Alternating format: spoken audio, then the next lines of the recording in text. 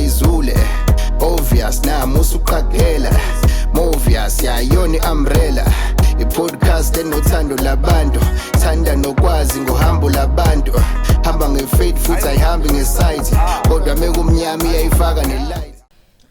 Welcome to another exciting episode of Creatives Unplugged podcast. I'm your host Umhligo and niyazi ukuthi mase ngifikile kanjena I'm not alone. I have Child Africa. What's up everybody? My name is Child Africa. Welcome to another awesome episode of the Creatives Unplugged podcast on Heritage Month. Yes, sister of the show. Sister of the show. Oh, sister of the show.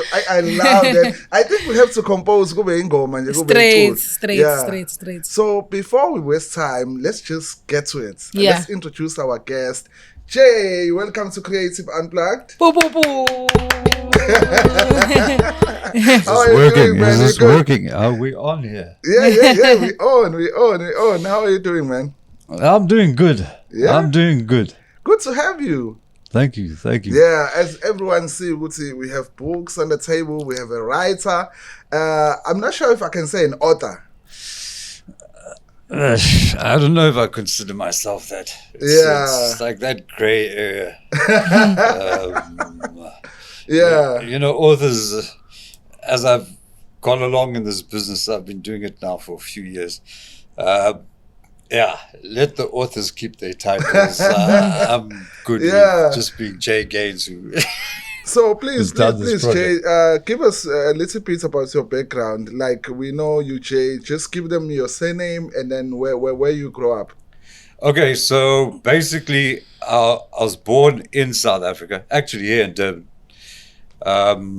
My parents were both involved in the anti-apartheid struggle. Oh, yeah. Yeah, my mom was more with, and her father were more with Mandela. Yeah. And my grandfather actually started off one of the first anti-apartheid newsletters with Nelson Mandela before he went to jail. What? My father's side were always industrialists and amongst the wealthiest in this province for generations. Yeah. My grandfather got quite involved with Dr. Yusuf Dadoo. Yeah. Basically were more on the fundraising side of things. Yeah. The armed struggle and the intelligence side of things. Yeah. So I was in that lucky or unlucky position of being born into these two clans. Yes.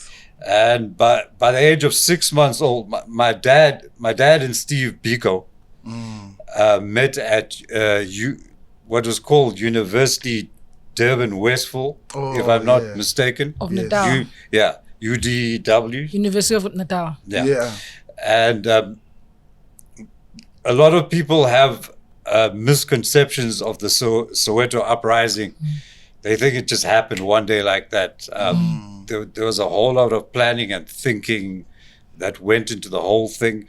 My dad and Steve obviously were very close to that. By the time I was born, my father was already out of the country. I remember my uncle was telling me the other day that when my father had to leave the country, the apartheid newspapers called him an expert in psychological terror, which in one way sounds impressive, but when you have that as a father, it's also quite interesting when you're the eldest son. Yeah. So anyway, by the age of 6 months, there was just me and my mom left in the country. It was the only way the apartheid government could get to my father or anyone else. My grandfathers had left all the rest. And I had to be smuggled out literally in a handbasket. Hectic. It became a bit of struggle, or like Moses. Except modern times, so chartered planes and all. It's not down the river type thing, and that's how my life pretty much began. Yeah. So where were you? They were smuggling you. Where they were taking you when you were young? All right. So if the first time I met my dad he was waiting for us across the border in Botswana. In Botswana. Yeah, in Botswana. That there was the closest. And I think we have to give a lot of credit to to these frontline states. Yeah. Because I don't know if it's in our education, but I know Zuma talks about it a lot. And I know other members try to, but I don't know how much attention they get. But these guys kept us alive. And it's important. I'm not saying we must now let everyone in and let them take advantage of the situation. Yeah. But we have to acknowledge Yeah. that if it wasn't for them, all our leadership would. Yeah. So you smuggled, and then there was your father waiting for you. You're very young, maybe like Six months old. And then that's where you grew up. No, we immediately left for Europe. So I spent the first 6-7 years of my life between France and the UK, but pretty much London. So yeah, pretty much Paris and London for the first. So your 7 dad years. is there, like maybe on exile, doing something while you're growing Yeah, up. I mean, London and Paris were the central hubs for the exile community. I mean, guys like Mbeki, all of them were, regulars, around there. It was a central hub, London and Paris. I think just a few days ago was the anniversary of Dulcie September's assassination. She was in Paris. So it was this very weird setup where we had these guys from liberation movements from around the world. You must remember, in Ireland, they were going through similar things to South Africa, where we actually ended up helping broker the Good Friday Agreement, South Africa. Because from what we'd learned from our experiences. So, and they were obviously, from the Palestinian cause and all the rest. So it was a pretty crazy environment to grow up in. But I had a refuge in that there was another side to it. The parents of all these so-called revolutionaries were the kindest, gentlest people you could come across. And they happened to be white. So in my mind, from that age, I didn't correlate the idea of white people being bad, black people being good. Obviously, I was more used to being around black people and all because of the exile movement. But it just it helped just wipe that whole idea of race out of my head from a young age. Where were you during your lower grade, man? Like lower grade, primary, were you still in Italy? No. So what happened is, you remember the party, the movement in general, made this decision to make the country ungovernable. During the 80s. Yes. So basically, military people, intelligence people, all the rest, like my dad, were called back to Southern Africa. Yes. So we basically moved to Zimbabwe in the early 80s. Okay. And that's where I did my primary and my high school before I went off to Los Angeles. In Zim? Yeah. Where Bulabai or in where in Zim? I did my primary in a small town called Mashingo. It was lovely. I think also it's important to set the record straight that Zimbabwe is actually a lovely country. For the first 20 years, it was lovely. It was out of a movie. I spent time in America, obviously. It was basically like growing up in small town America. You didn't worry about crime. You didn't worry about any of that sort of thing. Everyone got on a level. It was beautiful. So my primary was beautiful. High school was at one of the most high-profile schools in this region. It's actually a castle. Pope John Paul actually came and he stayed with us. We're still in Zimbabwe. This was in Zimbabwe. Okay, St. George's College. Oh, okay, nice. And over there, I started seeing things were changing because, I had grown up obviously in the liberation movement, so you automatically gravitate towards friends who in government or army, that sort of stuff. And then the other side were the farmers and that sort of stuff. And you could see that tension already building. in those days. I was lucky because I was good at sports. Oh yeah. Yeah. Which sport? Pretty much athletics. Athletic. Yeah, they'd made. I don't think they'd seen someone my color who could run everything from 100 meters to 1500 meters. Yeah. I'd end up puking at the end of every meet because they'd be like, "Fine, you can run, go for it." So I didn't have that problem that many had, like because we were jocks. I was good at athletics and I was good at academics. So it's not right, but in high school, they're classes. It's how it works. If you good at both, you usually get the girls, you get the adulation, and also, So tell us more about tertiary. Maybe still in Zimbabwe, or you moved before tertiary, or when you were in tertiary. Given, the 80s were very complicated. And, there were assassinations going on, all this sort of stuff. My dad was a guy who'd have to fix these problems. Yeah. He'd have to, in the middle of the night go off we talk about Botswana, to go sort out problems like that. I knew from a young age, I'd been treated very well by the liberation movement. Yeah. And, they felt that I could do something in the future. But my mind was set on America from a relatively young age. Once you see behind the curtain of politics, you're like, thanks, but... Yeah. So you went there in America? Yeah, because, Mandela had been released. Yeah. I spent a year here in South Africa, in Joburg, before I went off. And, the atmosphere, I don't know if we can ever recapture it. Yeah. I'd like to play a part, if we can, because it was beautiful. There was hope. Yeah. People were coming together. There was still danger. There was no doubt, but there was real hope in this country. And my whole thing was, thanks for playing. You guys are in. I love you all.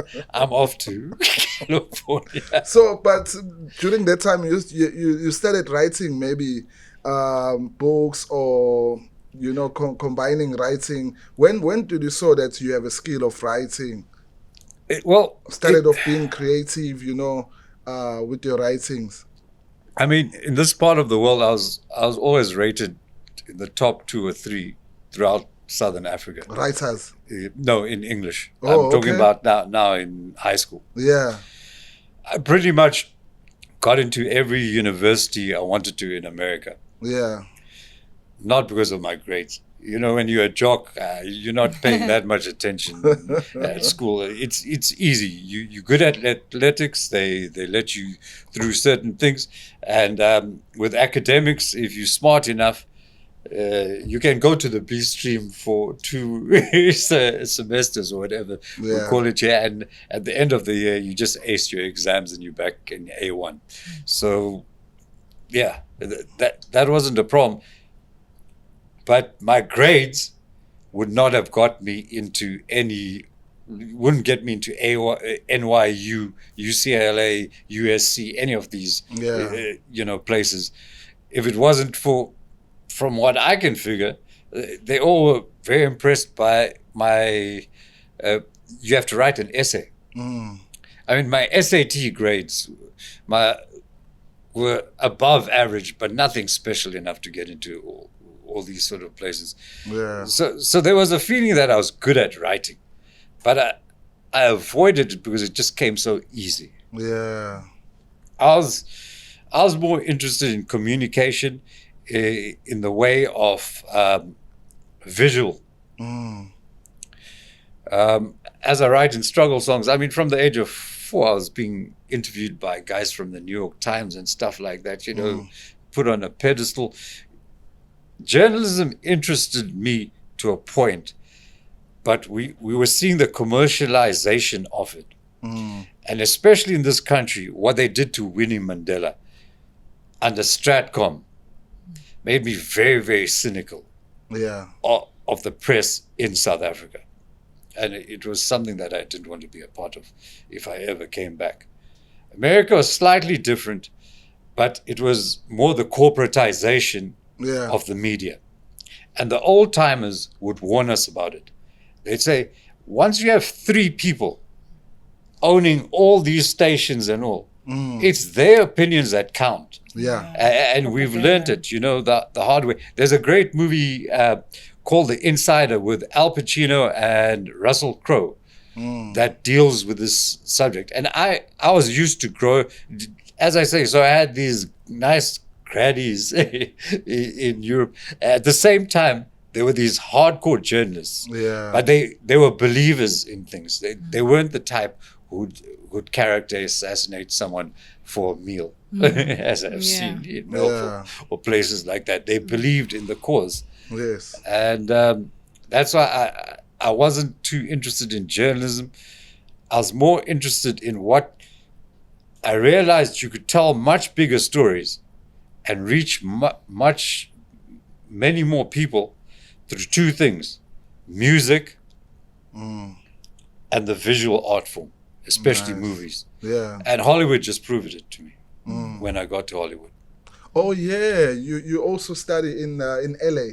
Yeah. You studied film. Yeah. So tell us more about that. So my dad was old school, claimed to be Marxist, but I don't know, the comrades and their versions of Marxism compared to, I don't know, Karl Marx. If he was alive, you'd have to ask him. So my dad, I had got into all these top universities. My father's no way. You need to go and meet the salt of the earth, people. You're not just going to some bourgeois NYU or UCLA and all the rest. I was fine with it. Yeah. I knew within 6 months I'd make my own way to California. So for the first 6 months, I was actually in Michigan. And it was a lovely experience because I actually got to meet real Americans. Yeah, in Michigan. Yes. Yeah. I mean, these are literally salt of the earth people. You know, they do hard jobs in a very, very hard climate. Michigan in winter is not fun. And but they were lovely people. Yeah. And I did the whole college thing, dorm rooms, all that sort of stuff. And I made lasting relationships that carried on to this day. Yeah. But like I say, I knew within 6 months I was in California, and within 6 months I was in LA. And Johnny Depp, who I allude to in a bit in this, but the prequel to this is going to be more in my time there. You must remember the grunge music movement was starting then, around that time also. Yeah. Johnny Depp opens this club called the Viper Room on Sunset Boulevard. And because he was considered the coolest guy in, at the time, and his backstory is quite interesting. He didn't really want to be an actor. Even though he was good looking and he had all those, he wanted to be a musician. He wanted to be a rock and roller, a guitarist. He's rooming with Nicolas Cage, who I think you guys know from, the action movies and all. Yeah, and Nicolas Cage from which that movie they of a Ghost Rider. No. Ghost Rider, Face Off. Face Off. There you Face go. Off. Yeah.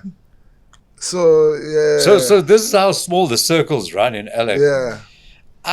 So anyway, long story short, Johnny gets convinced to go and just audition for this role.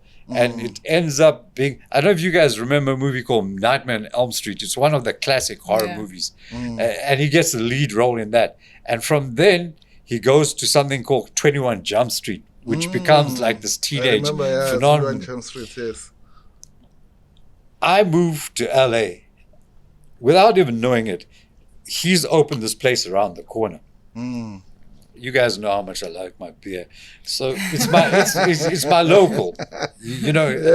I walk in there one day with a CD of a band called Counting Crows. Yes. And this was a pre-release of an album that went on to sell something like 10 million copies. And these guys are like, this is very, very cool music. and we just became friends through the music.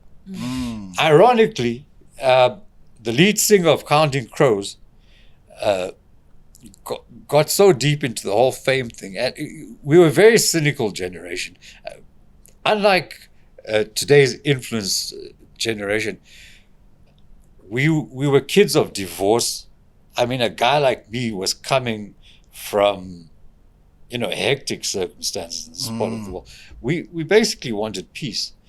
And if you think about the 90s, in many ways, it's probably the only decade America has known peace, maybe in its whole history. Yeah. They'd won the Cold War. They weren't in any real battles. Clinton was more interested in the economy. So things were cool. And then we had this huge thing, the grunge movement, and we had hip hop coming up. Yeah. And I was lucky to have friends from both. And in those days, it was very divided along racial lines. And it's the progress we've made must not be discounted. Yeah. So yeah, that's how I got to LA, and that's how I pretty much ended up at the center of things. Sunset Boulevard is pretty much where everything happens. Yeah. I remember Tupac would be playing at House of Blues. This was now 94. I'd been there for, I think it's 94, 95. You'd have to check it out. Yeah. Now, I got to know the cops and all the rest. I don't want to diss our cops too much, but like the cops, they're actually helpful. They'll come and tell you, Jay, there's this thing going on tonight. You need to be careful. There might be trouble, Yeah. They don't come. In America, maybe for other races. No, you see, over time, they changed. What Clinton did is he understood. You put a cop on every street corner, like a cop car on every street corner. People feel safe. No doubt, hip hop smashed those racial prejudices. The story I was telling you. So this cop knew me, over time. And he basically told me that, there's going to be trouble there.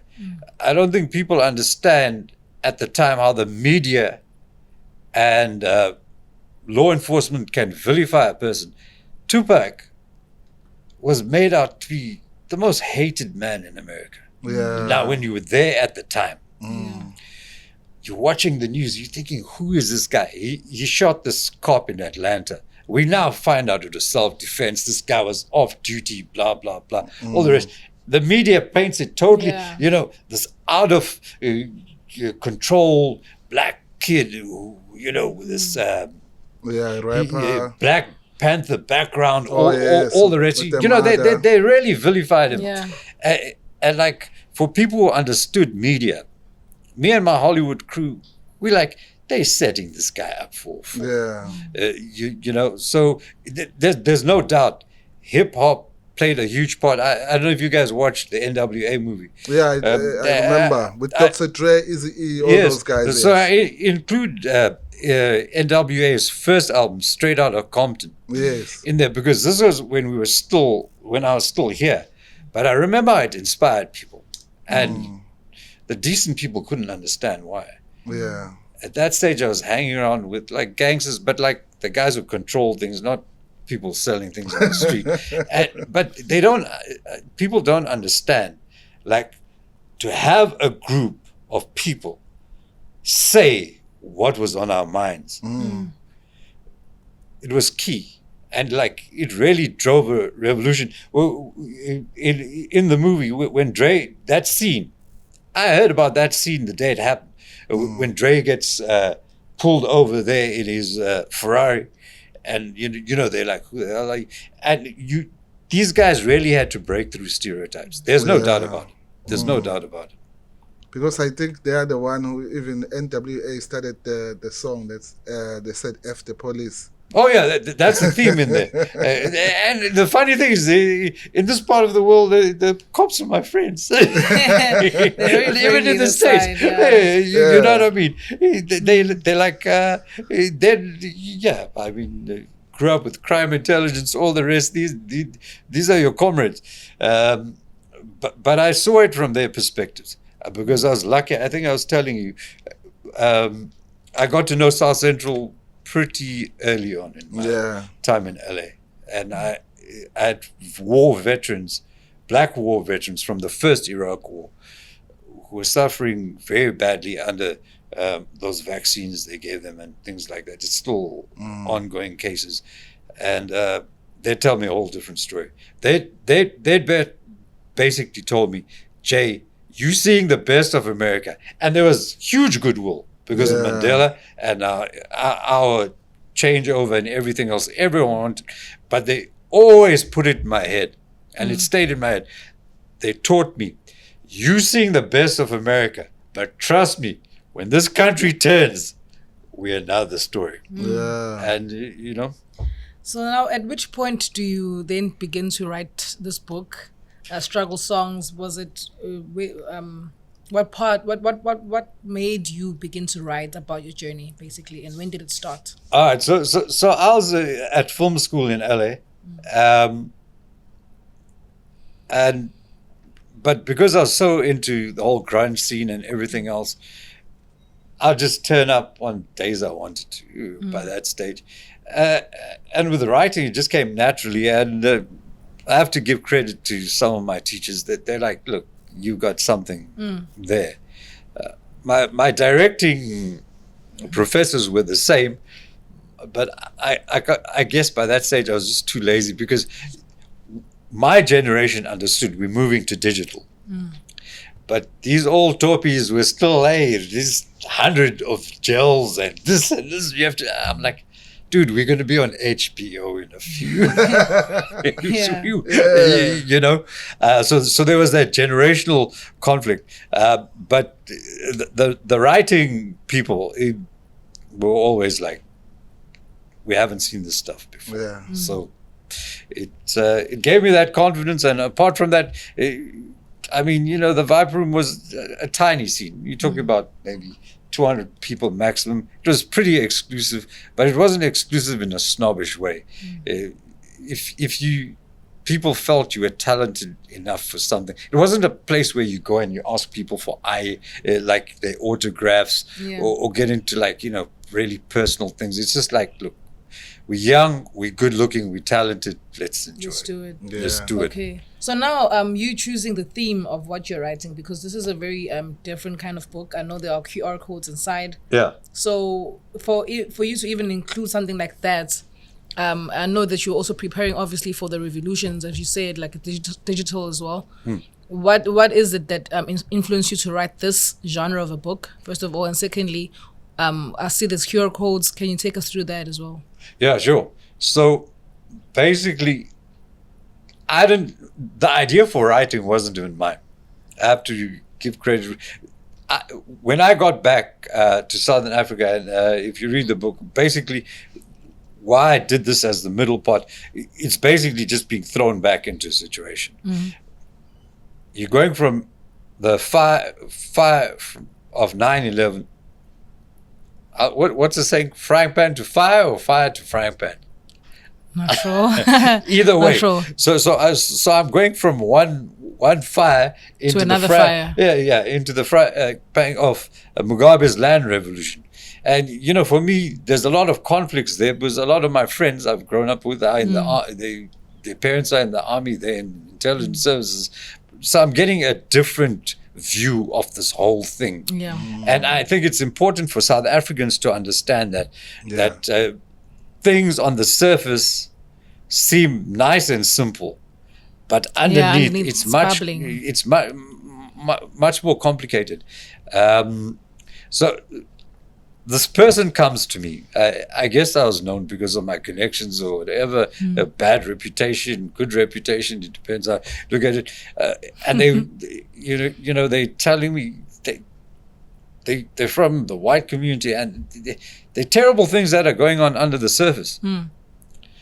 And because of the politics of the time, no one can talk about it. And when a community is under siege, whether it's a Zulu community, whether it's the Indian community, whether it's the white community, they all cover up for each other, even though it's the worst crimes.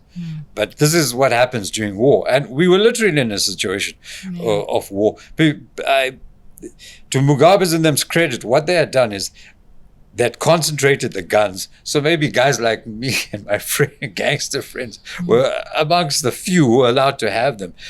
If you had a situation like South Africa, where most people had guns, it would have been a whole different matter. Plus, you need to understand that the Zimbabwean army is very, very disciplined.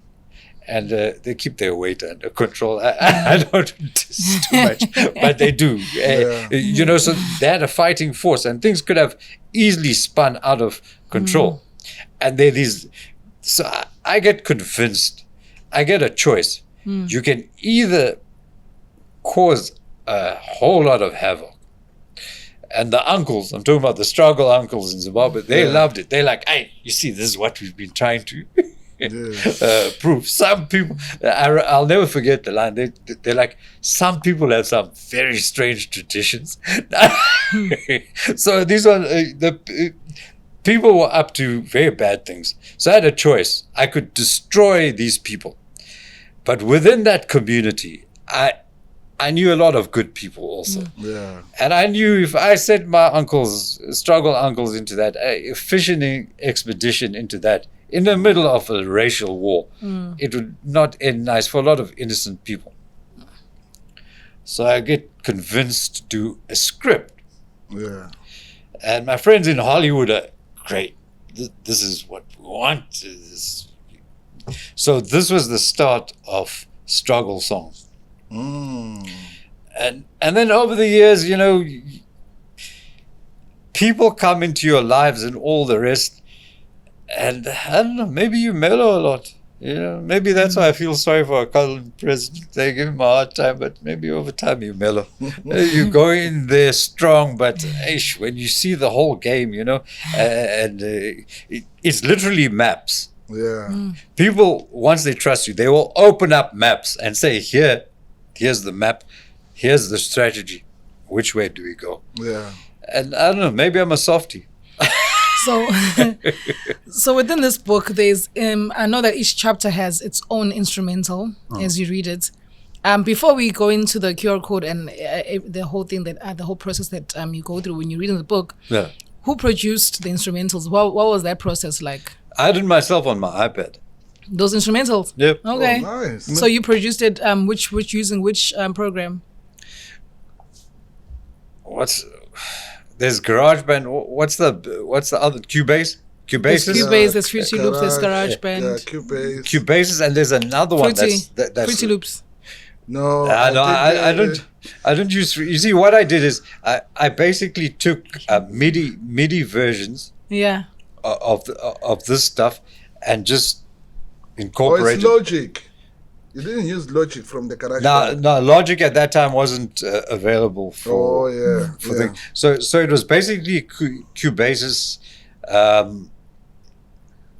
GarageBand, and there's one more. Not FLX. Which one? Fruity Loops. No. I don't. I used Fruity Loops here and there. But yeah, that's how I did. What I did is I took my so-called Hollywood indie credentials, and you know, the Viper Room, basically you'd meet all these guys. I mean, Johnny obviously ended up being one of the biggest movie stars on the planet, but a lot of them were in the indie music scene. I mean, even guys like Keanu Reeves, they didn't want to be famous. I can tell you that much. They rejected it. Johnny hid for a long time. In the prequel, there's a scene where me and him have a conversation for something like 2 hours about something stupid like late video fees. But then he has this moment where he like almost sees the future, and he goes into this total Jack Sparrow thing, and he invents it right there on the street. This is the 90s. You know what I mean? He's not even thinking about that. But at the same time, he could almost see his future. We were a very reluctant generation to get involved. That's why even for me, getting involved in politics, when I came back here, there were all this stuff, get involved. We are a reluctant generation. I've seen too much behind the curtain. Sorry, what was the... So the music, the sound that Archald was asking about, it goes with, you created that sound, so when the reader read that chapter, can also open the link and listen to that sound. Yeah, because While- what happened during the pandemic, I did an ebook Yeah. of the whole thing. Because I was told by the comrades, you have a very, very low social credit score. You guys can be happy or terrified by that, whatever. So I had to get to work.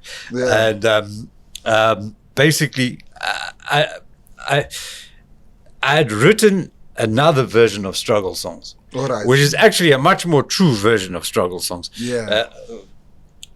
But I don't know. Like I say, time mellows. You have some crazy fans out there who threatening still. They're like, if you don't release this, because no one's done it. A lot of it again comes back to hip hop. It's like Tupac. Like people would read my stuff and they're like, this is Tupac.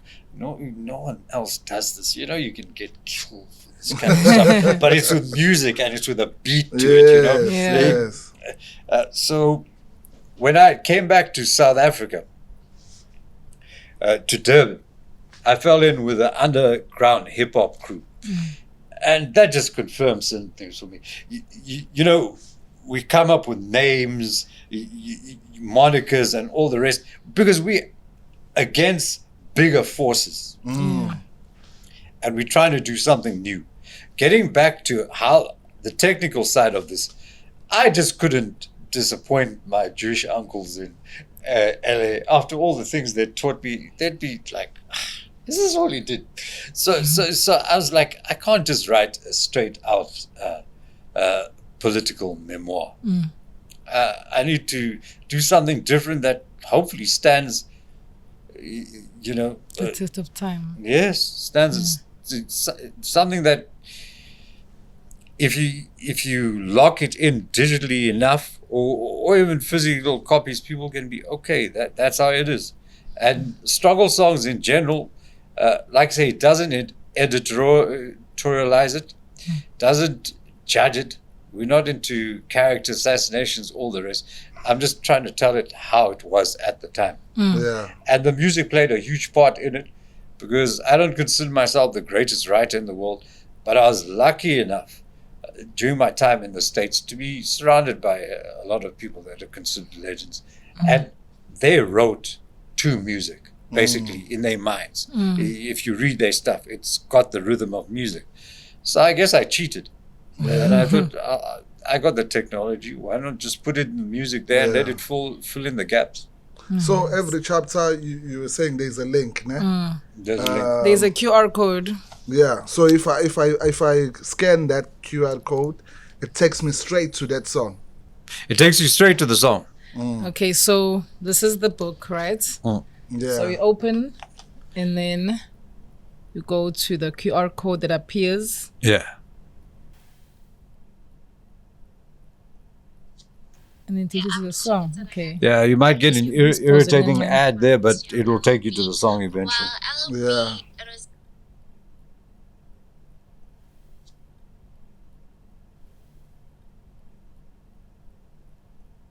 In my life. You see, they've done so many studies. In general, most people listen when they read. They're listening to something on their, Oh yes. on their phones. But they've done studies that the emotional quotient rises exponentially. And maybe it's another cheating thing because I studied film direction. You can manipulate your audience into feeling what you want them to feel. Yeah. And you can do it with sound. Yeah, and I think that's also like the gist of creativity and being able to help, like, make your audience feel something, whether it's through music, through writing, and Yeah. Exactly. mind you, if you put it together, then I guess you get obviously better results. Yeah, so when I was test running this thing at FITS, this was, now we're talking about mid-2010s or whatever. I mean, these kids would read this, like, these chapters over and over and listen to the songs. And they tell me, in general, they don't read. But they're willing to read this, so I thought, why not? That's awesome. So, is this your first book, or are the other things that you're also working on currently? Yeah, so basically this is the middle of a trilogy. The first one is going to be about LA.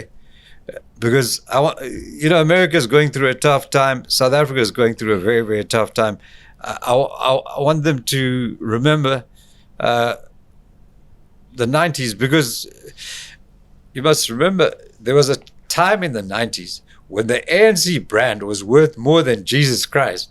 It can never be. No, It can never be. I didn't make it up. Look, per monetary thing. These were the levels that we were scaling. Now, what do you think our brand is with? And in America, the same thing. Like I say, there was hope. There was a lot of things going on. There was creativity, everything else. So it's like a love letter to LA, California in the 90s, with South Africa and our changeover and all the rest in the background. So hopefully we remember that there was one time that we were sitting at the top of the world, and I still believe that we can get there. Yeah. If I was to go into people's individual stories, I mean, LA is a place where people come from all over the world, all over the country for a purpose. The talent I've seen just here in Durban is amazing on another level. But the problem is we don't have the structures in place. So either people end up disillusioned, they end up getting exploited, things like that. But the natural talent we got here, it's amazing. It's amazing. Durban. And South Africa in general, you meet a lot of people. I'm like, coming in with an outside perspective, I'm like, this could be a movie. For sure. So we have great individuals in this country. I don't know where we've gone wrong. Corruption is an easy thing, but something else went wrong along the way, because how are all these great people failing? It's definitely corruption, because in the departments, every department has a budget, right? Yeah. And then the people that have the power, they don't want to trickle it down to the people that need it. Yes. Especially financially. Yeah. So there's a lot of events that are even failing because our departments of arts and culture is not paying them out in time. So now, how are these people that are trying to come up, that are so talented, how are they expected to excel in their sphere, where the people that we've put into power aren't giving us the funds? As much as I do understand that you're saying that there's something else that goes wrong, obviously it's a personal decision for a person to also push themselves. And I've never really had much funding until maybe last year for my career, but I've been able to push forward. Yeah. But I think it's always the story about people in power abusing it, especially corruption-wise in South Africa. So when it comes to your book, then were you able to publish it independently, or did you get funding to work on it? Or No, I won't publish anything independently in South Africa. I'll do it in the States once all the trilogy's out. So this was published in the States? No. This has been done all on my own tech. Oh, okay. There are too many gatekeepers in South Africa, and they're very old, outdated ideas, and they expect favors that, trust me, even in Hollywood you're not allowed to ask those favors anymore. But here they get away with it. Yeah. So I can't add to their revenue streams. So how, as a voice, as you have a voice, and you've seen the way the industry has transitioned from the 90s up until the 2000s, and we're here now. So with you having the experience that you have, especially traveling the world, especially in Africa and in Europe, what advice would you, or not advice would I say, what things do you think should be put in place, not just by the government, because you can't always wait for the government to do something. What things can we put in place as creatives at your caliber that can help others rising up, because we can't always, like you said, there's corruption. So how do we solve this problem in your eyes? This is going to sound really, really stupid, but I'll tell you, from what I see in Durban and how people suffer, maybe the comrades in the arts need to come up with a Stokefell idea. I ain't even joking. The level of suffering is amazing. We've lost so many talented people. Yeah. I've just been here over a few period of years. Every time I come back, someone's died. And these, it goes back to guys like Steve Biko, Robert Sobukwe, David Sibeko, people who were lost and seem to have been, marginalized. In our arts community, we have the same thing. We have so many talented people. Yeah. They get marginalized. There's no basic financial support for that. Artists in general are eccentric people. A lot of us come from, very prominent families and all the rest. So now, if you the problem child in the family, something else. I think artists need to start supporting artists. Yeah. It's very important. Jealousy needs to go out the window. It's something that I find has been manufactured since the changeover. The changeover within the political spheres, within the artistic spheres, within most spheres of our society. This idea of jealousy. When you're up against something monolithic like the apartheid system, it's easy to join together. Now when you have your freedom, all these little personal issues come out. I think we need to wake up and think, is this the way to go? Who is going to survive this in general? You're going to get maybe 3 or 4 out of thousands who are going to make it. So for me, when it comes to arts, especially in Durban, but the wider artistic community, there has to be artists supporting each other. It's got to be key, and it's not going to cost us all our money, but if we come up with schemes, it will save many lives. I've buried, the last few years, I've buried maybe 6, 7 friends. Every time I come back to Durban, someone's died. And it's not the way to go. And like I say, from my experiences of LA, these are extremely talented people. I'm not just saying it because I like them personally. Yeah. So it's a loss to the community and it's a loss to the country. Yeah. So what's the way forward now? Do you have a launch that is coming, or your plans with the book? Is it available somewhere? What's the plan? The plan going forward is you can get hold of me on my Facebook page, Struggle Songs. Yeah. We're planning a series of launches. I'm still not 100% sold, to be quite honest, on this paperback version, because I do think, you see, in Europe and the States, ebook sales are almost 50% of the market, and you can do so much more with them. Yeah. Especially in what I'm trying to do. But people want physical copies. This is mainly for the older generation who actually wanted the physical copy. Yeah. I also like physical copies. So do you have one? Do you have one online? Sorry. Maybe an also. Probably. Do you have one online? The struggle song. Yeah. The copy. It was an ebook. Yeah. You can go to Bandcamp. Okay. Search Struggle Songs. It's on there. It sells for a lot, but the Europeans seem to like it. So unfortunately, they have to pay European prices. But we're going to work through it and get it right. But like I say, this is part of a trilogy. For South Africa, it's there. I know I'm not going to get much support from the publishing industry in this country, and that's fine with me because, like I said, I don't want to add to their revenue stream. But the idea is to do all 3. Yeah. And then it's going to America, because as much as this is a story about South Africa, it's also a story for my friends in America to know, where have you been the last 20 years? Oh, yes. I want to be. This is what I've been Have doing. you thought of making it maybe an audiobook? that's the next step. People seem to like audiobooks, and because of the sound, and because I own the rights, how it works, and just advice to people, young people who want to do this. If you want to use a song, like, I mean, for my Vibe Room stuff, it's not a problem because I get on with most of those bands.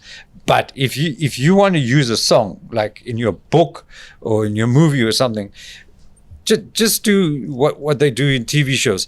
You do a cover version of it. You buy the rights to the cover version.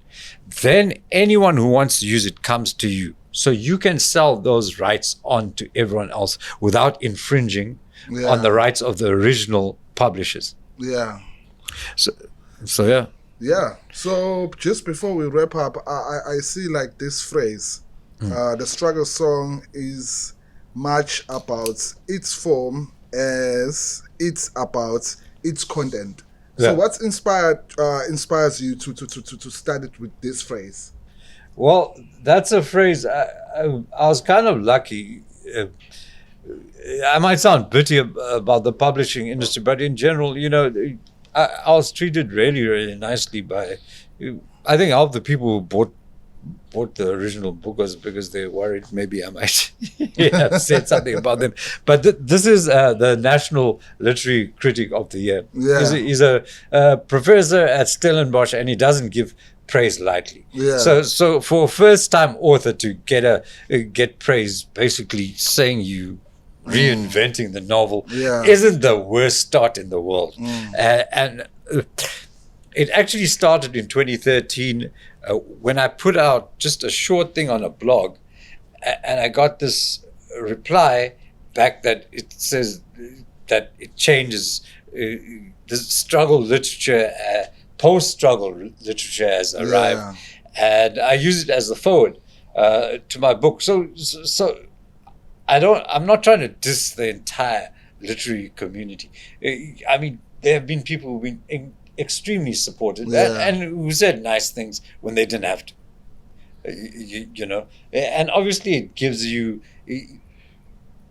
encouragement and it confirms what you know. But I'm pretty solid in my beliefs about what can be done and what can't. And Hollywood played a big part in it. You know, people say Hollywood's this evil kind of thing, and there's a video by Ice Cube that everyone needs to watch about when Hollywood works for propaganda and when it works for creativity. That's the Hollywood I understand. Yeah. And it's very important.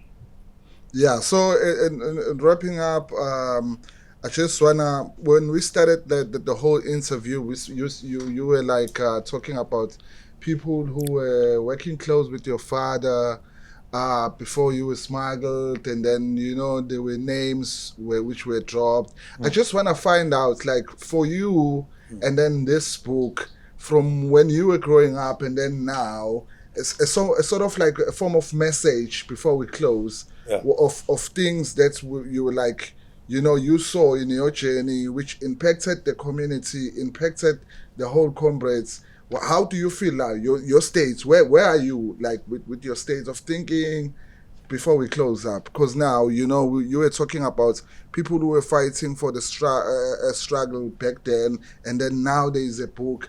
Is it some form of like raising awareness or appreciating your roots? Is there a camera focused directly on my face? Yes, that's one, yes. Okay. Well, some of you who ended up presidents bounced me on your laps when I was a kid in London. I don't know how we've lost our way in this country. Yeah. There are so many personal battles. I fight it with my family. We know the struggle family is almost the same.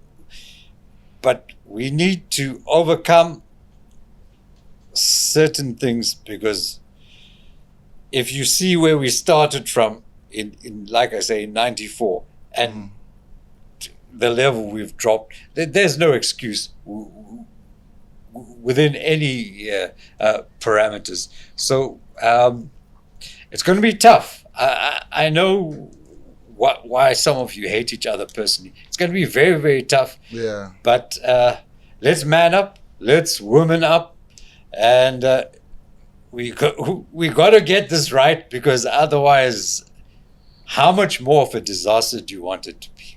Yeah. And why should it be? The thing is, we've got the talent, we've got the natural beauty. Why? Basically. Why, comrades?